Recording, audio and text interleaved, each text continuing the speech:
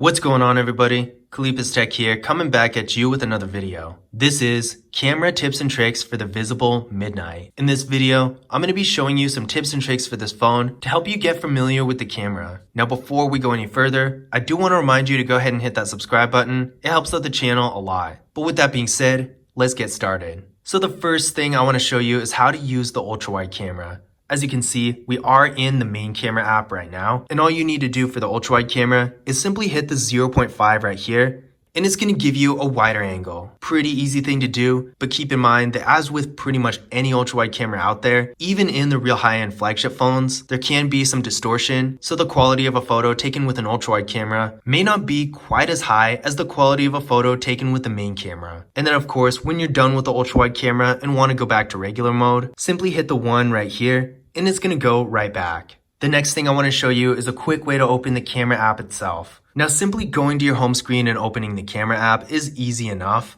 but if you're doing something else on your phone and you want to capture something really quickly, say you're on something like Instagram or something like that, and you want to take a picture really fast, all you need to do is double tap your power key like this, and it's going to open the camera right up. This may not sound like much, but if you want to capture something really quickly in the moment, it can be really convenient. The next thing I'm going to show you is how to change your aspect ratio. As you can see, I'm currently in 16:9. This is not the default. The default is actually 3:4, but for whatever reason, I had it in 16:9. I was taking some sort of scenery photo, something like that. But basically, all you need to do to change the aspect ratio is simply tap on this little icon right here. You can do 4:3, 16:9, 1:1, or full. And full is going to take up the whole screen, which in this case is going to be 20:9. The next thing I'm going to show you is how to turn off the shutter sound. Now, by default, you're going to hear this sound every time you take a photo.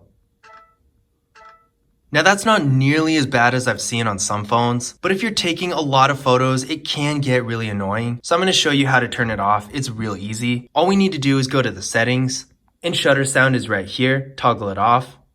And now if we go back to the frame, it's not going to make the sound anymore.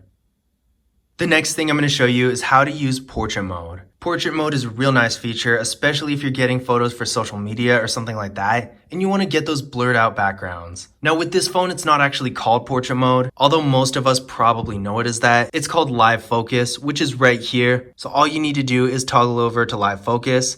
And there we go. We are currently in portrait mode. You can adjust the blur with this little slider right here. And then of course, be sure your subject is within the proper range. And there we go. Obviously, this isn't really the best representation of what portrait mode can do on this phone, but you probably get the idea. The next thing I'm going to show you is how to change your video resolution. Now, as far as video goes, this phone doesn't really have anything special. It can shoot in up to 1080p at 30 frames per second, which is pretty normal. Pretty much every phone like this is going to have the same kind of thing, but you can change the setting if you want. And this might be good if you want a different aspect ratio, or if you just want a smaller file size. So what we're going to do is go to video mode, go up here to settings, and in the settings, down here, it's going to have the video size. By default, it's going to be 16:9 and 1080p at 30 frames per second. But if you want, you can change it to 1:1 or full, which again is going to be 20:9. The next thing I'm going to show you is how to use the timer. This is a cool feature if you want to use the camera more hands-off. So if you want to take a photo of yourself with the rear camera, or maybe a group photo, something like that. So it's real simple. What you're going to want to do is go up here, hit the timer icon, select your time. As you can see, right now the timer is set to 3 seconds. So if we hit the shutter, it's going to count down from 3. And there we go. Now, one important thing to keep in mind is that you will have to manually turn off the timer when you're done with it. It's not just going to turn off by itself, which can be annoying if you want to go back to regular mode. And the timer is still counting down every time you hit the shutter. You don't want that to happen, so definitely remember to turn it off. The next thing I'm going to show you is a couple things you can do in the camera with the volume keys. So by default, if you press either of the volume keys, it's going to trigger the shutter. So this is kind of cool. I personally really like this feature, but you can also change the functions. If we go to settings, tap right here where it says press volume key, you can have it trigger the shutter, zoom, or do nothing. So for this, we're going to choose zoom. Now if we go back to the frame, if you press the volume up key, it's going to zoom in, and the volume down key is going to zoom out. I personally like to leave it at the default to just activate the shutter, but if you like to use it for zooming, it's definitely nice that you have the option to do that. The next thing I'm going to show you is how to activate the grid lines. Grid lines can be really useful if you're trying to center something, or even just see if a photo is level. So to turn on the grid lines, we're going to go to settings, and grid lines are right here. You're going to want to toggle it on, and if we go back to the frame, the grid lines are going to be right here.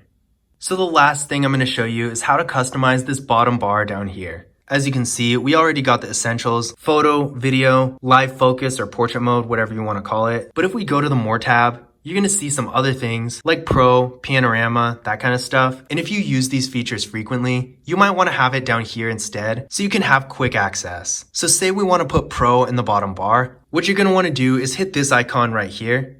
And in this menu, you can move things from the more section down here to the bottom bar up top.